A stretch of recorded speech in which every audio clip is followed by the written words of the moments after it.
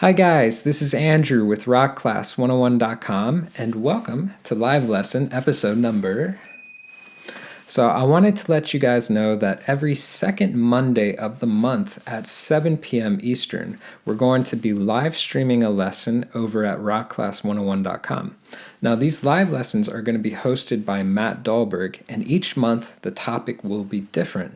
So what's fun about the live lessons is that you're not only able to watch live, but you're also able to chat live. So you'll be able to chat with Matt and other Rock Class 101 members. So for more information on how to tune in, click this link right here or go to the site rockclass101.com and do a search for live lessons. Now on that page, you'll also be able to watch every live lesson that we've done before. So if you've ever missed one, no worries, they're all there. Now, if you can't make the live stream, don't sweat it, because the day after the broadcast, we'll be publishing it to our YouTube channel. And to go one step further, on the first Monday of the month, which is 1 week before the broadcast, we're going to have a forum post up on the site, which will cover two things. Number one, what the topic for the month's live lesson will be about. And number two, you'll be able to post your questions ahead of time. So that's great news because you're still going to be able to participate. Now to post on our forum, all you have to do is sign up for basic membership, which is 100% free, and that will gain you the ability to post on our forums. All right, guys, so I'm going to go ahead and hand it off to Matt to teach this month's lesson, and I hope you guys enjoy it. And we are live. There we go. I'm just making sure I've got everything opened up here and volume off. Awesome. All right. Today we're going to be working on hammer-ons and pull-offs, which are some of my favorite techniques on the ukulele, mainly because they're so hard to do. We're usually used to doing things like that on a guitar, which has a much larger body and makes it a lot easier to do. So we're going to be talking about that. If you guys have any questions as I'm going over these concepts, feel free to leave them in the YouTube chat. I've just messaged in there just to kind of bring attention to it. I'll be reading everything you guys post from that area as we're going through. So don't hesitate to post a question or anything else. But let's go ahead and dive right in. So hammer-ons and pull-offs are these awesome embellishment techniques that we use as ukulele players to add some texture to what we're playing. They're pretty difficult to do because they're entirely based with the left hand, basically, which makes it really challenging. I've actually posted a worksheet or Drew did rather, on the forums that works through these. So if you've downloaded that, go ahead and bring that up. If you haven't downloaded it, that's okay. I'll be explaining how to do these things as we go through it, but having it out will definitely help. But let's go ahead and start by talking about hammer-ons. Now, hammer-ons are a technique that I find to be one of the more difficult ones. I think it's actually harder than a pull-off, which is why I like starting with it.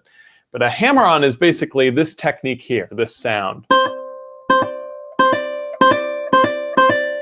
It's the sound of, after striking a note, using one of your fingers on your fretting hand to hammer on to the string to make a sound. The problem with the hammer-on is the way that you actually do it means that the longer distance you go between playing the note and making the hammer-on, the harder it is to get a lot of sound. So the trick to doing a great hammer-on is making sure that you're starting with your finger in some spot. So let's go and use our index finger here on the 3rd fret of the A string. We're then going to pluck the string with our thumb. And then we're going to let the note breathe for just a moment. We don't want to do it immediate. As soon as we've let it breathe for just a moment, we're then going to hammer our finger onto the string.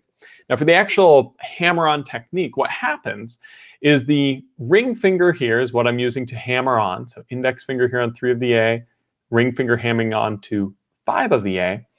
I want to make sure that I'm getting as perpendicular to the string as I can with my finger. Notice how my finger is not relaxed like this, but rather using the very, very tip of the pad of the finger to do the hammer-on. When I do this, I'm going to apply quite a bit of force to the string. In fact, without even playing it, you can hear I'm getting an audible sound just through that hammer motion. If you've been playing the ukulele for a while, you should have a little bit of a callus on the tip of the finger there, and you want to use that callus to your advantage. My favorite analogy for a hammer-on is actually a piano. If you ever open up a piano and look inside, you'll notice that there are these little hammers that actually strike the strings. When you push a key down, it hits a string with a hammer. And you want to think of your finger as one of those little hammers hitting the string. And so it needs to be very straight to the string, get right up onto that callus if you have it, and strike with quite a bit of force. You'll also notice that I keep this knuckle always bent when I do a hammer-on. That gives me more power as well as more accuracy when I'm making this motion. So the thing to practice here, the thing to try, is hammering on from 3 to 5, holding 3 with your index finger, playing the string, and then hammering on to fret 5 with your ring finger. That's what's listed on the example. You'll notice it just says, example 1, it tells you to do this 4 times. Now you might still be getting a sound like this, where it's really soft. And that's because this technique takes a lot of practice, more so than most other techniques that we work on. And it really takes the right touch to get it there. So as you're working on it, it's really critical that you get that finger right up on the angle so that it's flat against the actual callus of the finger. You want to make sure that that bend is just a little bit there. And you want to make sure that you're literally hammering on to the string, much like you would hammer something like a nail in, right? So let's go ahead and try this a few times. So we're going to play 3, hammer on to 5. 3 to 5, 3 to 5, 3 to 5, 3 to 5.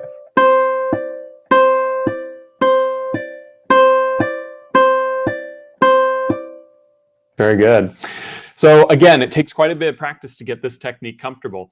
And this technique has a volume drop with it naturally. It's very difficult to get volume gain with just doing this. You can see I'm going to just hold 3 and try to hammer on to 5. I'm not getting much sound at all, and it's very flimsy type of sound, right? So when you do this technique, it's normal for the volume to actually decrease as you're making that motion. So if you guys have any questions at any point in time, feel free to leave them in the YouTube chat. I'm reading the messages as we go along here, and we'll be walking through each one of these examples and talk about some tricks with all of it. But that's the hammer-on. Now let's go ahead and talk about the pull-off. We'll be revisiting the hammer-on soon here, but let's go ahead and talk about pull-offs. Pull-offs are sort of the opposite of a hammer-on. What you end up doing for a pull-off is instead of striking the string with the finger going on, you're actually going to be taking the finger off. And a lot of times people think that it's as easy as just taking a finger, let's say our ring finger here at 5 on the A, also take our index, place it on 3 of the A, just like what we did to complete our hammer-on. A lot of times people think it's as easy as playing the string and then taking the finger off. If you listen to that, well, it does kind of sound like a pull-off, right? But it's very, very faint. And the truth is that a pull-off, you can actually create volume with, something that you couldn't quite do with a hammer-on very easily. And the reason is because when you do a pull-off, you don't just pull the finger off. You actually pluck the string with the fretting hand, which is weird because we're used to our playing hand plucking the string, right? But let's go ahead and take a closer look. So we're going to start by putting our ring finger here on the 5th fret of the A string and our index finger here on the 3rd fret of the A string. We're going to be compressing them both at the same time. See if I can get in focus here. There we go. And then I'm going to play the string. I'm going to play the A. And then when I pull off my ring finger, after letting the note breathe for just a moment, I'm going to actually keep that same knuckle bent that I had with the hammer-on. And now I'm going to keep my index finger stiff. I'm going to move my ring finger downward, actually pulling the string. And as my ring finger comes off of the string, I'm going to pluck the string with that ring finger. So we start here, we play it, and then I pull it off. And now you'll notice that actually I increase the volume with a pull-off when I definitely didn't with a hammer-on, right? The reason is because with a hammer-on, it's all based on that volume you get from the hammer-on itself, right? But with the pull-off, you get volume not just from the finger coming off, but from the finger physically plucking the string as it comes off.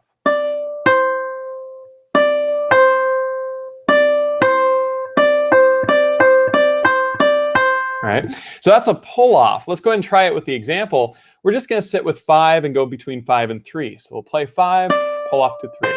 play 5, pull off to 3. Play 5, pull off to 3. Play 5, pull off to 3. You can kind of sit here and practice this again and again. All right.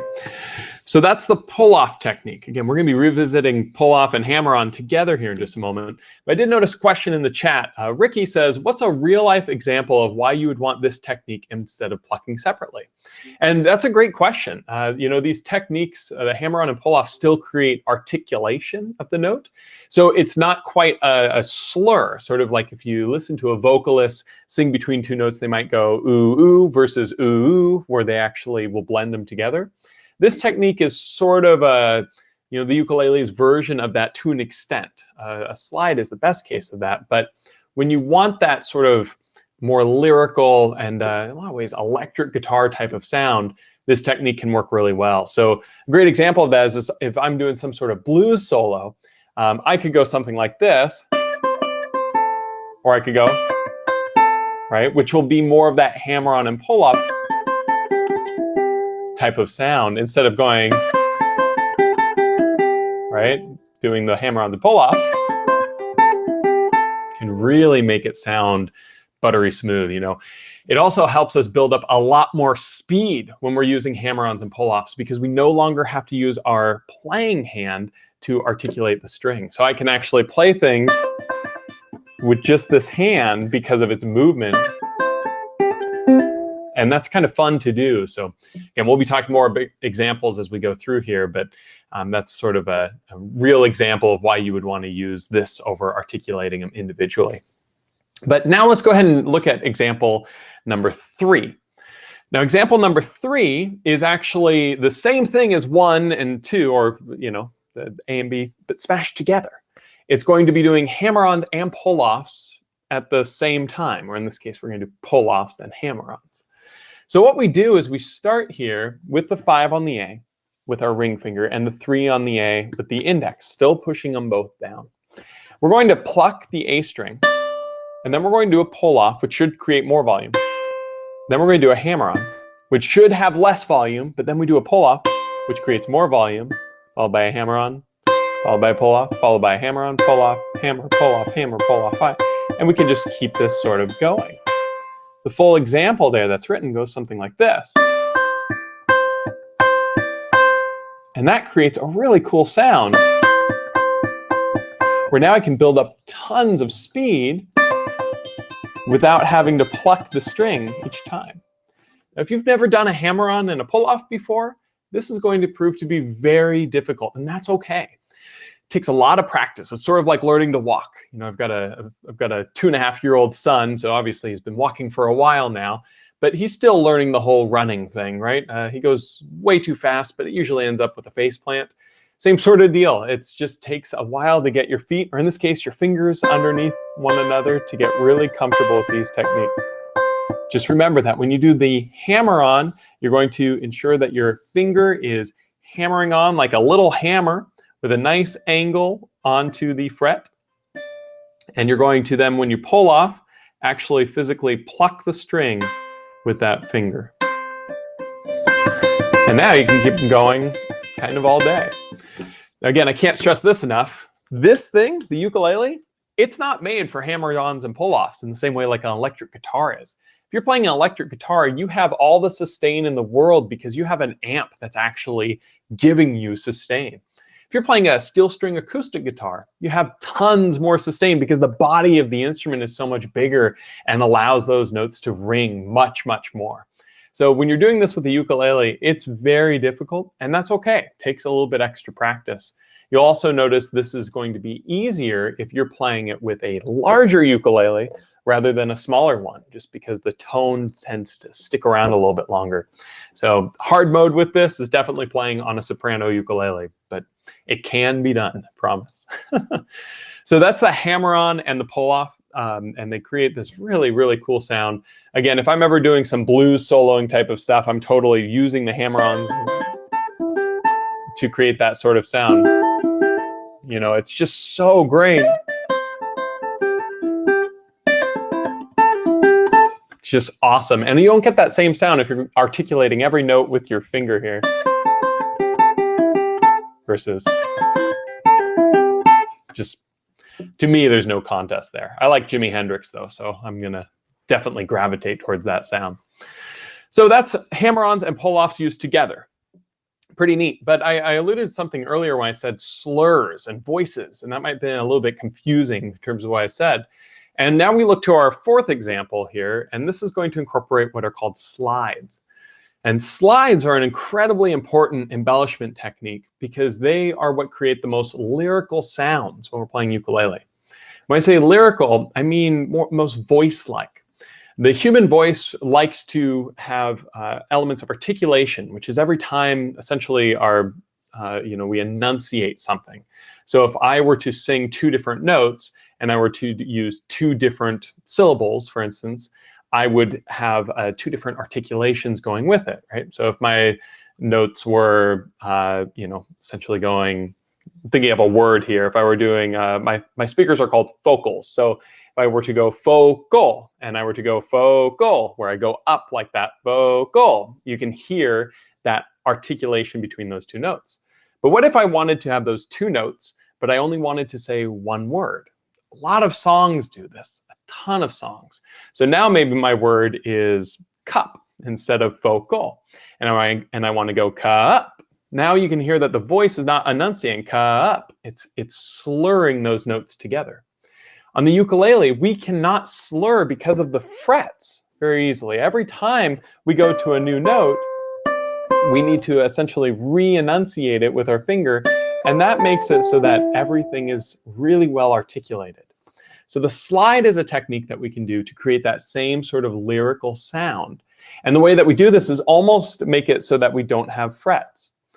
So in this particular example, we're going to slide from 3 to 5. We're going to start with our ring finger here on the 3rd fret of the A string. Then we're going to play that string. And then we're going to, after it breathes for just a moment, we're going to slide that ring finger up to the 5th fret on the A. Just like the hammer-on, this one has sound naturally go away, not created. So we have to make sure that we do it pretty quickly after the note's played, but not too quick, because we don't want to choke it. And what I'm going to do is I'm going to play that 3, and then I'm going to slide that finger up to 5. Now, a couple really important notes here when I do the slide to 5. First is, I actually like to increase the pressure a little bit of my ring finger as it's moving up the fretboard. I find that that helps so much just to get a more sound, kind of squeezing more sound out of the string. So increasing the pressure a little bit as you're sliding can really help. The other thing that can really help is make sure that you're sliding into the right spot. When we're sliding from 3 to 5 with that ring finger, what we want to make sure we're doing is sliding right into the fret wire, the actual wire itself, so that we're not going underneath and we're not going over the top, but we're going right into it. And I like to dig in. So as I increase the pressure, I sort of stop myself right at that fret wire. And I find that gives me a really clear sound when I'm doing a slide, and gives me much more tone as I'm going up. Right? So that's that sound of a slide. Very easy for this to sort of decay in its tone. That's just like a lot of other parts, right? When we're playing the hammer-ons and pull-offs, sometimes the tone goes away. So really important, kind of increase the pressure a little bit. Slides are my favorite. I love slides because, again, they're the most lyrical. So after we slide from 3 to 5, what we can do is then we can play this 5 and practice sliding down to 3. Sometimes people have a little bit more trouble sliding down than they do up, just because it's less comfortable going down the fretboard. And also, this is down, this is up. Probably the most confusing part about ukulele. Just look at the numbers, and remember, the numbers go up, the fretboard goes up, even though I do know that this is down and this is up. It's kind of confusing. Bigger numbers, up the fretboard. But anyway, so we can go from 3 to 5 with the ring finger, and then 5 back down to 3. And we can practice just going back and forth, all with this ring finger. 3 to 5, 5 to 3. You'll notice I am playing it each time, right? I'm doing 3, slide up, and then play 5, slide back down to 3, all right? And that's a slide. Now you can practice it with any fret. We're just kind of sticking in this 5 to 3 zone right now, because that's also where we're doing our hammer-ons and our pull-offs. our slides. Kind of creating that same sort of sound. Now, at this point, your ring finger might be sore. I mean, you can see the nice line across the callus of mine right now. That's because I've been exclusively focusing on the ring finger for all these motions. Pretty much all of these motions should be able to be done with any one of the 4 fingers. I just find the ring finger sort of the easiest one to start working on with this. But you should be able to practice this technique with your middle, your index, and your pinky in different places as well. And we'll talk more about that after we're through with the examples. But if your ring finger is getting kind of sore, that's mainly because we've been almost exclusively working with the ring finger, and that's okay. So now we're going to go on to the 5th and final example. And I love this little riff, essentially is what it is. And it's pretty difficult. I won't lie. When I was remembering that the live lesson was today, I was thinking, yeah, we're doing hammer-ons and slides and pull-ups, and oh man, I made that riff. I got to make sure I practice it so I can play it during the lesson, because it's not easy to do all of these techniques at once. So if you have the sheet in front of you, you'll see what it is. If you don't, let me go ahead and explain what we're going to do here. It's a little crazy. We're going to start with our index finger on 3 on the A. We're going to play that, and then we're going to hammer on to 5 on the A with our ring finger. The next motion we'll do is we're going to pull off the 5 to the 3. We're not playing a second time though, and that's really important because the only time we really play during this is at the very beginning. So I'm going to play 3, hammer on to 5, pull off back down to 3. Then I'm going to do a pull off with my index finger down to open on the A. That pull off with our index finger is exactly the same as the pull off with the ring in terms of how it's played. The finger is going to essentially pull down and pluck the string open.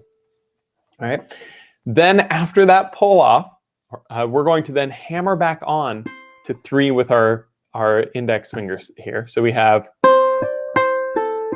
which again is just crazy, but to make things even crazier, we're then going to slide the 3 up to 5 on the A. And then we're going to hammer onto 7 and pull off to 5. This is madness, isn't it, right? I'm going to play it really slow, and you tell me how it sounds. Hint, it's not great.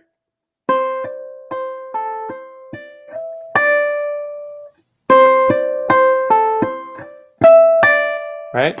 Actually messed up the first time. I mixed up a hammer on a slide halfway through. You'll notice these techniques are a little bit transferable, right? You can use them in different ways. Again, it sounds something like this, where we hammer on, pull off, hammer on, slide, hammer on, and then pull off. But as I speed it up, you can actually hear that sound continue to, come through, because the speed in which it's played will really help. So I'm going to move my camera down just a little bit so I can sit normal instead of holding my uke up like this, and play this a couple times. So it should sound something like.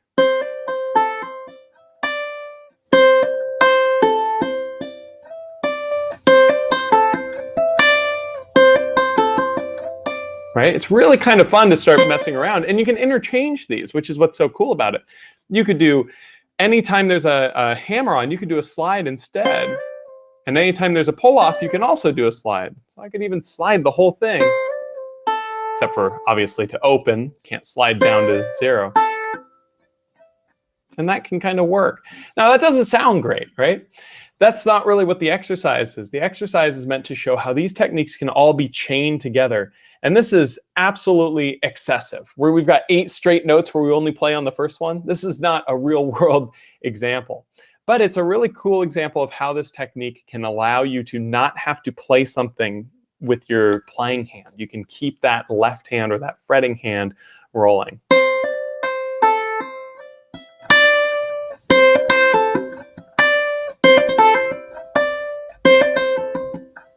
Really cool sound. Yeah, I just saw a comment, that auto vibrato at the end. Yeah, I am adding vibrato at the end for sure. That's its own kind of monster of an expression technique that's kind of challenging. And that can definitely help the tone. But these techniques now, the hammer-on, the pull-off, and the slide are just wonderful tools for expression when you're playing, and really can help you create a more lyrical and nice sound. So I really use them in my playing all the time. And while, no, I don't really play something like example 5 a whole lot, you know, that's kind of crazy in terms of what's going on here. I do use these techniques a lot in my everyday playing. I just think that they sound awesome. I think that the hammer-on pull-off is just one of the prettiest sounds that you can get on a uke. And yeah, it's pretty sweet. So let me see. I'm going to go jump to the comments here, make sure I didn't miss anything. But we're going to open up to sort of a Q&A here. So if you guys have any questions for me with what we're working on here, as well as any other questions relevant to it. I've got a couple questions from the forums I'm going to answer here in just a moment. But Ricky says, I like how your numbered frets are facing the audience. Yeah, I love this uke for these fretboards. I've been teaching online ukulele for like 9 years now. I've been doing it full time for 7 years, teaching private lessons. I've got a couple of ukuleles with these fret numbers, because when you're holding up like this for somebody in a Skype lesson, how do they know where you are? Well, these numbers really make it a lot easier. So I'm glad that you like it. RB says, I see what you mean about the larger body. Just try it on my guitar lele. Yeah, it'll be a little bit easier with the guitar lele just because of that larger sound. Pressure thing helps clean. Using a slide instead of the E7 backwards thing is a dream on low G. Not quite sure what you mean by that, Becky, but I'm glad it's helping. The pressure as you're moving up and sliding can really help enunciate that tone. Cool. All right, so let me go ahead and jump in the forum. And I had a great question, which was from Santai. I apologize if I mispronounce anyone's screen names. How do I manage to get the hammer-on powerful enough to properly be heard? I found it especially to do the hammer-on the ring finger on the A string, since the middle finger was already resting on the same fret of the E string. It's a very restricted space for a hammer-on, especially one that's heard without using a pickup. Do I get this wrong? And hammer-on's actually a technique just to be used with playing with the pickup. So no, just as we were talking about here during the lesson, a pickup makes it easier. Electric definitely makes it easier, but it's not a requirement. Sometimes when you're playing and you have to do a hammer-on where there's a tight spot, it can be very, very difficult. And so my recommendation when you're struggling to get a hammer-on in a tight spot is make the spot less tight and try to use the same finger to get a good sound. And as you start getting a better tone with the hammer-on, go and reapply that finger and practice that way. Sometimes it can be overwhelming to try to do all of it at once. So just breaking it down into little pieces to make it easier to approach can oftentimes really be the difference between doing it well or struggling with it. I had a few different questions on the Dream a Little Dream of Me, which are great. And most of them have to do with timing, just making sure that the timing is comfortable. And what's fun about a lot of these questions is a lot of them aren't questions of, am I doing it right? And they're more questions of, I like it this way. What do you think? And I just want to sort of give a generic answer here, because when you're working on a song, the recommendation is that you can play it the way that it's written, and then make any changes that you'd like to make the arrangement your own. So if you're ever working on a song, my personal recommendation is try to learn it as written to play it proficiently that way. And if you like this note to be a little shorter or this one a little longer, that's called artistic license. You are entitled as a musical artist to make some little changes and make things sound the way that you want them to. I think the trick is always just knowing what you're changing. And if you know what you're changing, go for it. So cool. Let's see. Oh, it looks like somebody said, ignore my irrelevant question on the forum. See, that makes me want to look at it, though. And talk about it. Oh, I think that's the one I was just talking about. Yeah, I don't think they're irrelevant at all. I think they're great. Yeah, the questions on like Dream a Little Dream of Me, the second half of measure 11 should be 8th, 8th quarter, 8th rather than 8th, 8th quarter, and harder to play, but it feels right.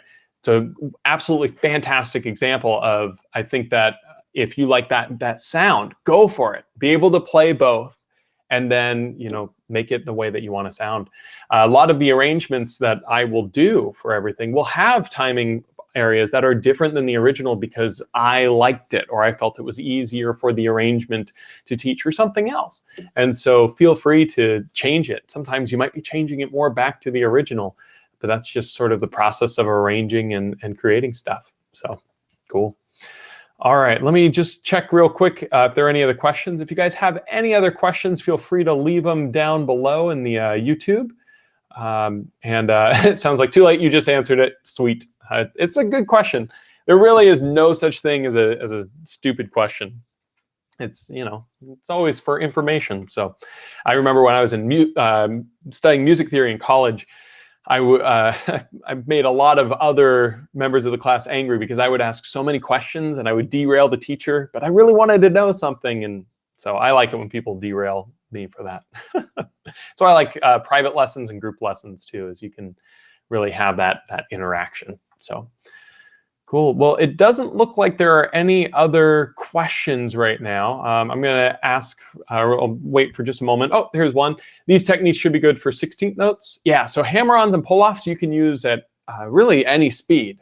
They work best for 8th notes or faster. So it's very difficult to get quarter notes unless you're, you know, quarter notes like 160 beats per minute or something. But yeah, 8th notes or faster. In fact, another real-world application of these techniques is if you have to play 30-second notes, a lot of times it's easier to hammer on and pull off between them than it would be to actually pluck them individually. So this technique is a great way to build up some speed. And so an example of that could be, oh, what is it? Is it Thunderstruck by AC/DC? I'm having a brain fart where it goes. You'll notice I'm not even using this hand, right?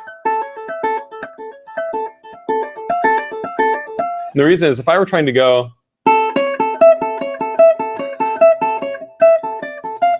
it'd be really hard. So using some hammer-ons and pull-offs.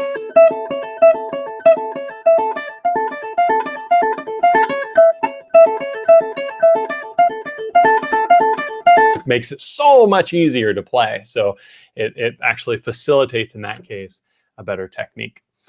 So Becky says, wait. So I'll wait just a moment. Hopefully got a question there. I'm just going to check the forums one more time. Make sure that nobody posted something late or is maybe watching the video here and decided to post in the forums.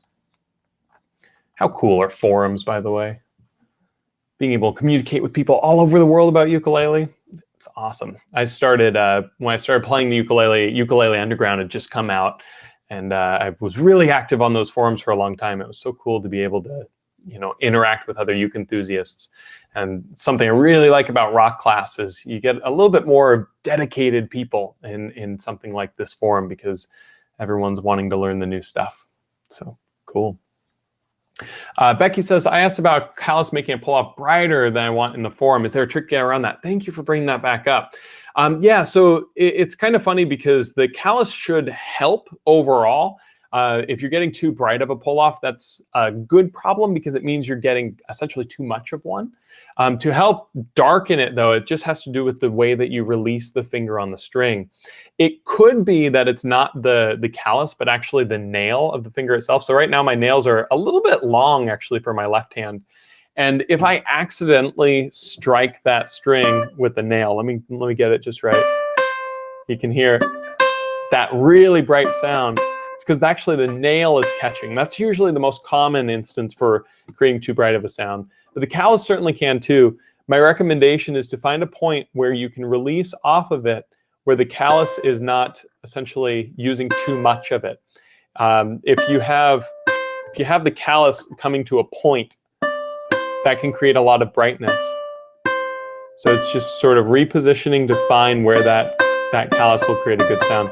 If you listen, I'll be able to create a lot of different sounds depending on where I position it. And some of them aren't so good versus.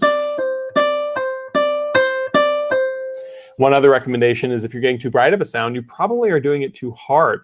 So when you're about to come off the string like that, maybe let off a little bit and let that string more naturally vibrate as it's being plucked instead of really driving it down as you're going through.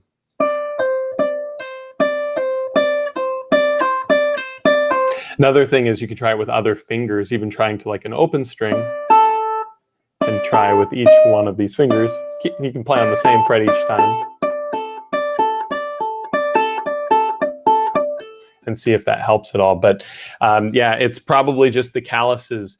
It might be a little bit big, and that makes it so that more of it sort of catches on the string as it goes off. So if you can try to minimize the amount of the callus that's actually being used, that can oftentimes help.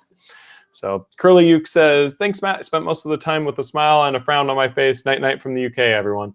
Awesome. Well, yeah, the UK is a little, oh man, it's late in the UK, isn't it? I've had some private students in the UK, and they usually take about noon time, and that's like 8 or 9 o'clock their time. So it's 4:30, so it's pretty late. Have a good night. So cool. Well, if if you guys ever have any questions, feel free to post in the forums anytime. I'll look forward to seeing you guys next month for the next episode of these live sessions. And yeah, as always, use those questions, the message forums and everything else to ask questions.